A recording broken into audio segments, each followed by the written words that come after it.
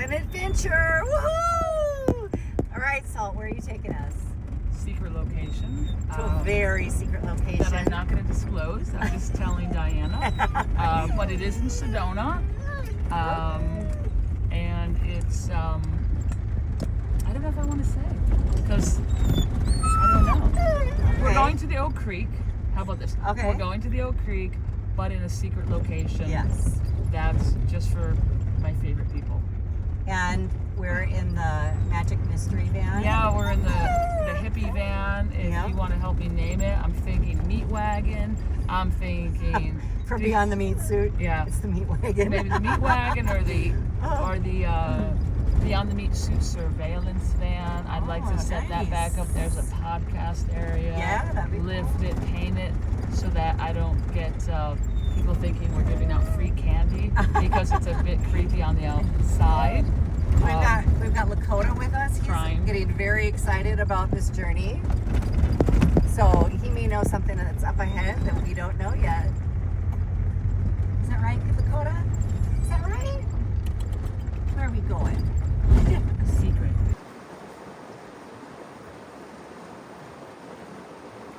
Salt and I are at an undisclosed location way out in the desert, and quite a drive to get here. Nobody knows about this, just a few people, mostly locals. As you can see, she's in the background here, tuning in with nature, connecting with that beautiful tree, and we've been spending some time here just connecting with the nature spirits.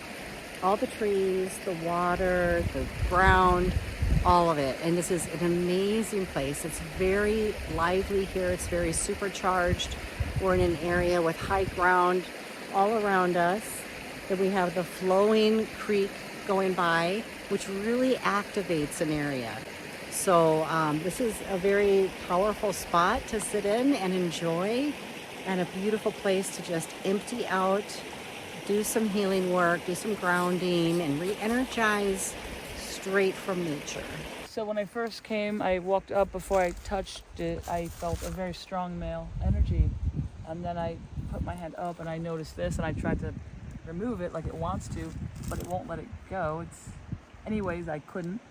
So I'd like to try to come back with pliers. And then I saw this, somebody carved, did that, unfortunately, and he doesn't like this. And then the wind kicks up. As well. Right. Yeah. Confirmation. The wind does not fly, right? So the wind carries the truth.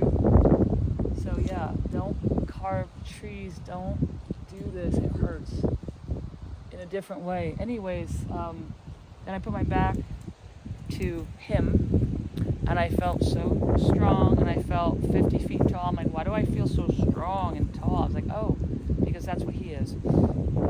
And I put my arms up, I could feel what it was like to be him watching over the land. And I said, what do you have to tell me? And he said, what do you have to ask?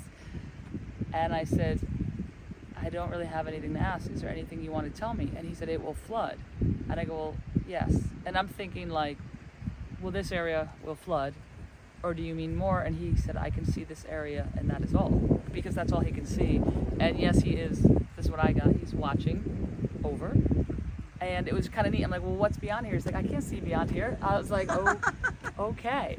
So then I just kind of vibed on his energy for a bit and felt what it was like for a moment just to bask in the sun. And I saw him full of life and leaves and just vibrant and strong and tall. It was wild to feel that. So thank you. And I'm gonna try to bring a plier back and help him get that out, that nail. Years ago, I was teaching a class at my house, and I was teaching the students how to connect with the tree, to communicate, to send healing, and to connect with the fairy spirits. And while we were doing that, we noticed that there was landscaping metal still wrapped around the trees. Like whoever had planted them never took it off, and it was really high up in the tree. And all of us were going like, oh, we were like almost choking, like we weren't getting enough air. It was just a terrible feeling. And then we noticed that we actually felt that way, and then looked up and saw that they were all binded still at the top. So we went in the garage, got some tools, and worked our way up the trees. And my whole class took care of that. We took it all off the trees, and then we just sent a beautiful healing to the trees. They had just been neglected. It was an oversight on someone's part, but it really impacted nature. So the next class I did, the next season, we went out there, and the trees had grown so big, and their auras were so bright. It was like this magical hill had kind of taken over in the landscaping by my house. And the wind just kicked up again. Again. Confirmation. Thank you, Spirit. And if you look at this here, it's like the trees waving. Like, I don't know if you can see that in the camera. No, that's... So it's like we're the caretakers. They take care of us all the time. And so when we see stuff like this, we can return the favor and restore whatever health and vitality back to the tree as possible. And even if you're not able to pull it all the way out, just snipping it there. Yeah. Right? Like, just sending healing to the trees. It's just, I think it's part of what we're supposed to be doing right now is we're healing the earth. Well, let's go talk to this tree. Okay. Oh, wait. Wow. I have ringing. Which ear? Right. It's going away now. Okay. And the wind. It's like this is so magical and so alive here. Like it just felt like a very sacred opening for us in nature.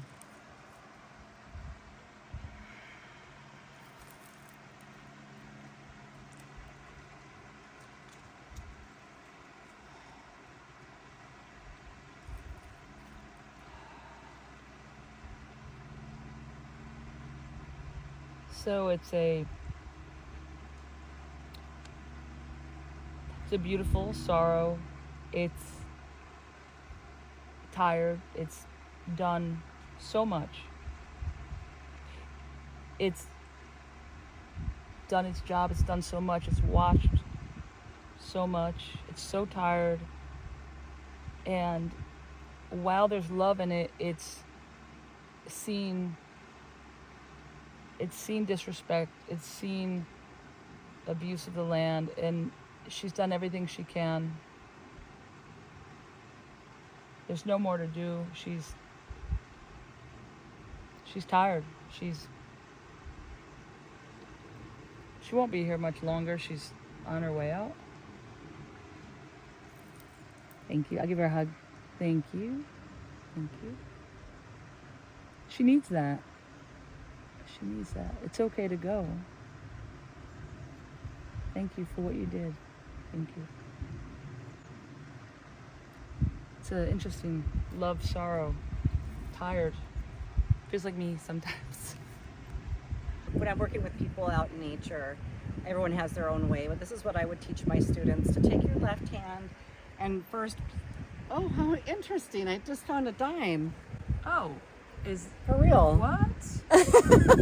In God we trust, right? What do you feel when you find abundance is coming? What do you feel, Diana? Oh yeah, baby, bring it in. What does that mean? That is crazy. Can you show it real close? That is so Sorry, you're on strange. It. Sometimes the ears matter. If you can read it. Oh my gosh, I need my reading glasses. Okay, let's see if you can see it on there. Okay, or is it on the front? I don't know. The front, maybe. Oh, they're closer. Okay. Well, so this is. I'll try to put that back. That was so weird. Okay, so I don't know where it came from. I guess it was maybe wedged in here. Do you think it was a gift to you? I don't know, or somebody else's. I think it's that's very okay. random. I don't even know how to pop it in there. Maybe it's for you. Okay, I'm gonna keep it. Thank you. That was bizarre. So at any rate, maybe you'll put your hand on a tree and pull out some money. What I do is using the left hand, because this is your receptive side where you're able to actually absorb the energy and connect with spirit and nature better. So I place the left hand on first and close my eyes, go into meditation, and then ask the tree how it's doing. Ask it to talk about itself. Is it male or female? Is it a protector? What is its role in this particular setting? And when I do this, I'm also going to hold it because I want to appreciate and send it back some energy. So when I'm sending it energy, I'm going to hold it with both hands.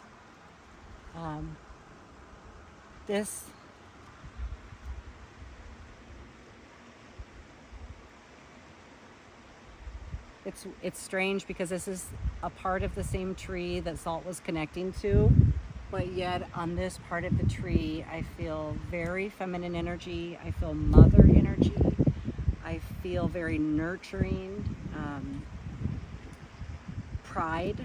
I feel proud, like she feels proud of what she's contributed, and feels like she really does guard over this area in a very motherly way.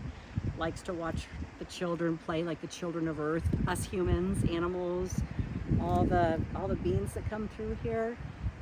She just feels like such a giver, and in a proud way. She feels really very complete, and her energy feels lighter than on the other side.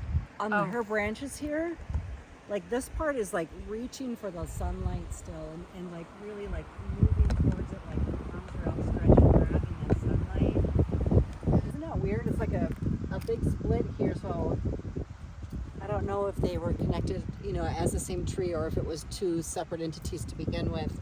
But this one does feel, like you said, more sorrowful, and to me it felt vacant. And there's no leaves on this one at all. Yeah, I felt dead. There's no buds. Yeah. And this side is getting some, it's hard to tell with the sun, I know, but it's starting. Time of year, yeah. It started, yeah, well, because there's no leaves, because some leaves are coming back, buds are forming. But look how she's trying, like that reach. She's trying. She got her little fingers out there like sunlight.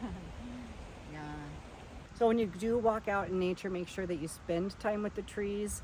Also, the tree will have its own spirit and its own unique energy and imprint, but also it will be protected by the fairy spirits. So you can be connecting with one or both of them at the same time. So I usually advise like connect with the tree first, and then you can back up and connect with the fairies that protect it and communicate there. So I advise people to kind of look at the side of the tree and then look about this far out, and you'll see kind of a mirage-y type energy right here. And that's the life force. That's the aura of the tree. In this space around any plant or tree or flower, you'll notice spikes that shoot out. You can even interpret them with your hand. You can feel them. You can photograph them. I photograph fairies a ton of times. But those are the areas that you're looking for. Oh wow, I felt something right here. But you can see the life force and connect with the tree's aura. If you're going out to detect fairy, you'll actually feel a spike or see a spike, and you can get your camera out and take a picture. Now, when you're taking pictures of fairies, it's really important to ask for their permission, to respect them, and to also only use it for the good of mankind, basically to educate them that fairies are real, and that you know, we need to clean up the earth and pick up litter and take care of Mother Nature. So when you're using your photos of the spirit world or the fairy kingdom to educate humans, it's seen as very beneficial, and they will show up for you in film.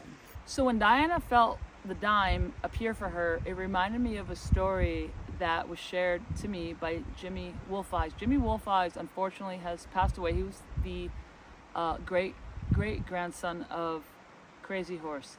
And he was actually a tour guide here in Sedona, and he worked for the Bradshaws. And he is a very strong man, and intuitively and psychically strong, and a beautiful energy, but also big man. So Jimmy told me a story one day. A woman came to him and said, my daughter has a very angry Indian in the corner of her room. Oh, and by the way, Jimmy prefers Indian. Anyhow, so everybody's different. So a very angry Indian was in the girl's bedroom. She was maybe 8 or 10 years old, and she couldn't sleep because he kept staring at her and staring at her and staring at her. And Jimmy said to the woman, did you do anything different? Do you know why this may be? She goes, yeah, we went down to Oak Creek, and my daughter climbed up a tree, as kids do, and found higher up in a tree a knot. And inside the knot, there was a crystal, and she took the crystal out, and she took the crystal home. And that's when the angry Indian showed up in her room. He said, I understand what happened. I can come help you. So he went to the girl's home. And the mother sat outside in the hallway listening, and he sat in the room on the floor with the little girl. And Jimmy couldn't see the native person. Often he could see people, but in the, you know, ghosts and spirits and aliens, Jimmy could see quite a bit. But in this instance, he couldn't see it. And he asked the small girl, is the Indian here? Is the man here? And she said, yeah, he's over there in the corner. What's he doing? He's staring. He's mad. He goes, okay. And Jimmy explained to her basically what happened. He said, are these all your toys in your room? And she said, yes, these are all my toys. Oh, the wind kicked up again. And these are all my toys. And would you let me play with them? Can I share them? And she said, sure. So he started touching the toys. He said, which one's your favorite? And she said, this one. And she held up her doll, her favorite doll. And he said, may I see it? And she said, sure. And he goes, may I take it home? And she goes, well, I don't know. Well, what if I took it and I kept it and I never gave it back to you? How would you feel? Would you be upset? Would you be angry? And she said, well, yes, I'd be very angry. And he said, do you understand what I'm getting at? Do you understand why I'm telling this to you? And she goes, I do. And he said, so you took something from a tree, right? And she said, yes, I did. And what do you think you should do? I should put it back, said the small girl. And he said, okay. So that was it. And Jimmy talked to her mother afterwards. And that's all he really heard of this incident. He never got a call back from this woman because he was known around Sedona to be a guy that could help with these things. Now, I'm going to tell you what happened, why this occurred, but I'll finish the story. There was a grown woman now, years later, and walked into a restaurant or bar where Jimmy was, and she called out his name, and he said, do I know you? And she said, yes, I was the little girl that you helped. I just wanted to say thank you because I was so scared, and I didn't understand what I did was wrong and why the Indian was mad at me, so thank you so much. And he said, you're welcome. He never came back. She said he never came back. So Jimmy then explained to me, he said, what the native people would do is in certain tribes, in certain areas, they would take their prized possessions and they would put them up in a knot of a tree. They'd hide them. And a knot of a tree was a great place. So they'd climb up there and they'd stick their whatever was important to them. It could be weapons, it could be crystals, it could be beads, but something that was very, very important. And then they would go off to battle. So if they knew they might die or they might be captured, they didn't want their favorite possessions or their prized or valuable possessions being taken by their enemy, and they would hide them in the knot of a tree. So the girl, of course, went back and put the thing back at the Oak Creek tree exactly where she found it, and that resolved the issue. So please, I guess, do not take things out of trees. Although I kind of think the dime that was given to Diana today was not put there by an ancient native person. I believe the tree was giving that as a gift to Diana. I do believe that, and it triggered my thought of this story to share with you today. So thank you for your time. So it was a gift for both of us. For both of us, yeah. And a gift for you all to share that story. Because unfortunately, Jimmy died before he got to share a lot of his stories. Oh, well, thanks, Jimmy. Thanks, Maybe it Jimmy. was his spirit here. Maybe it was. He's like, hey, tell my story. Thank you.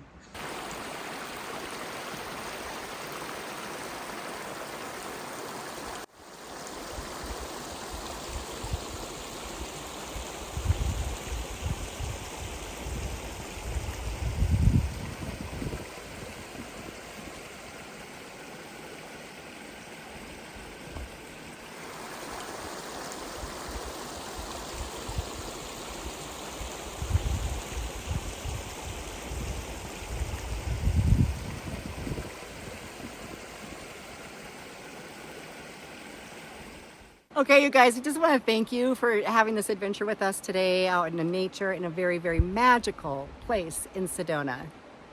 Thank you all so much for joining Diana Palm and Salt. Who knows where we'll go next time, so stay tuned.